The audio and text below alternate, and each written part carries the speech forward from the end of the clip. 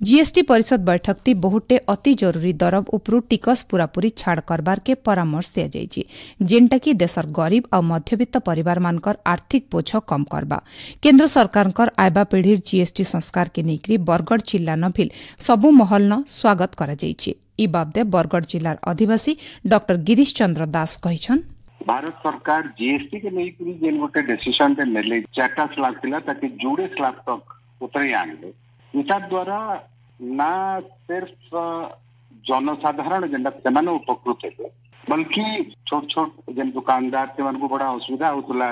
विभिन्न GST slab रे file करबार लगे रिटर्न तो ताकर एक्टिविटी बढ़वा लोक माने घिना बिका करबे एंता हले काना हबा हमर जेन बाजार अर्थनीति बोली के हम कहूछु याद से बाजार अर्थनीति रे गोटे स्ट्रेंथ पसबा आर्थिक अभिवृद्धि जेनटा कहा होचे सेटा बहुत जल्दी संभव ही पारबा एवं इतार द्वारा माने आमे